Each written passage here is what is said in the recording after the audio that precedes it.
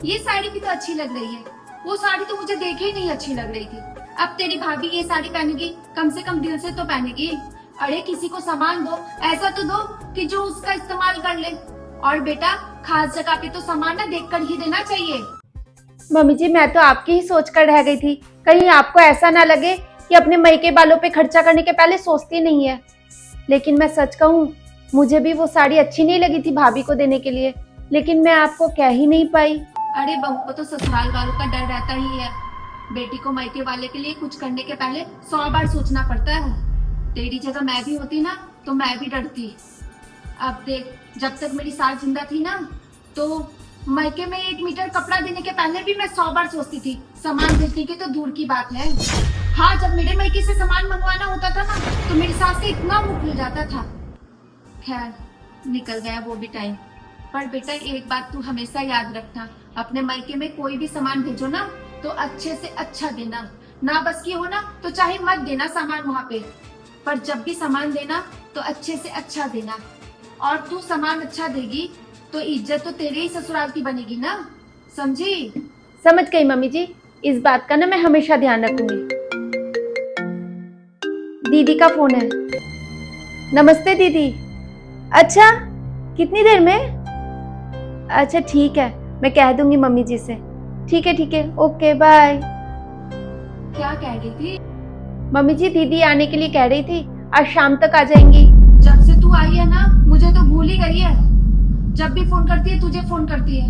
अभी देख, मेरे पास फोन नहीं किया और तेरे पास फोन कर दिया। मम्मी जी, मैं ना बाजार चली जाती हूँ, एक तो नाश्ता ले आऊंगी और शाम को ना पाव भाजी बना दूंगी दीदी के लिए, और सुबह अगले दिन छोले भटूरे। और मैं सोच रही हूँ कि पनीर भी ले आती हूँ, दीदी को मेरे हाथ का पनीर बहुत पसंद आया। पिछली बार जब आई थी ना, मैंने बनाया था तो उनको कितना पसंद आया था। और मैं सोच क्या क्या बनाई थी तू?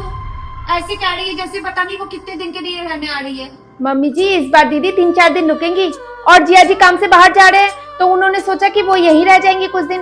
वैसे भी उनका रहने का कहाँ मौका पड़ता है। एक बात कहूँ पूनम, तुम दोनों ननद भाभी का प्यार देख के ना कभी कभी तो मुझे बहुत ही डर लगता है, कहीं मेरी ही नजर ना लग जाए तुम दोनों के प्यार को।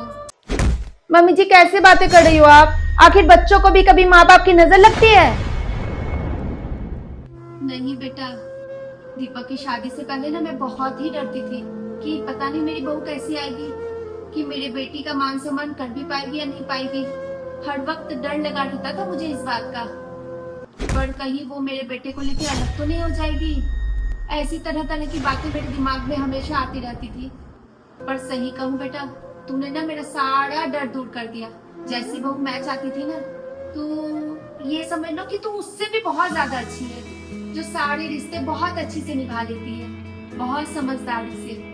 मम्मी जी, रिश्तों को निभाना मैंने तो आपसे ही सीखा है। अब इसी बात पे देख लो, मैं भाभी के लिए साड़ी लेके आई, वो आपको पसंद नहीं आई तो आपने मुझे मना कर दिया ना कि ये साड़ी तुम्हारी भाभी के लिए हल्की लगेगी, क्योंकि वो साड़ी अच्छी नहीं थी। मम्मी जी, बहू के मई के बालों के लिए बहुत कम ससुराल वाले ऐसे होते हैं जो इतना सोचते हैं। तो आज के समय में कौन सोचता है इतना? मेरे मायके से चाहे मम्मी पापा आए, भैया भाभी आए, आप कितने खुश होती हो? आपके मन में ये होता है कि पता नहीं मैं क्या ही कर दूं। मम्मी जी, मैंने बहुत से घरों के लिए ये भी सुना है कि बहू के मायके से कोई आया नहीं कि सास का मुंह पहले ही बन जाता है। कुछ सासें तो ऐसी होती है कि बहू के मायके से कोई आया हुआ होता है ना, तो कमरे से बाहर भी नहीं निकलती है कि उनकी शक्ल भी देखनी नहीं पड़े। लेकिन मम्मी जी, सच में मैं बहुत खुशकिस्मत हूँ कि मुझे इतना अच्छा घर परिवार, इतनी अच्छी सास मिली। एक बात सच है मम्मी जी, कि कोई भी रिश्ता ना एक तरफा बिल्कुल नहीं निभता, दोनों तरफ से कोशिश होती है पूरी तरीके से निभाने की। हाँ बेटा, ये बात तो तूने 100% सही कही है, पर काश ये बात हर सास समझ पाए। हाँ जी मम्मी जी। सास बहू का रिश्ता तो हर किसी का होता है, लेकिन ऐसी बहुत कम सास बहू का रिश्ता होता है जो माँ बेटी जैसा होता है। वीडियो अच्छी लगी हो तो लाइक कमेंट शेयर जरूर करें।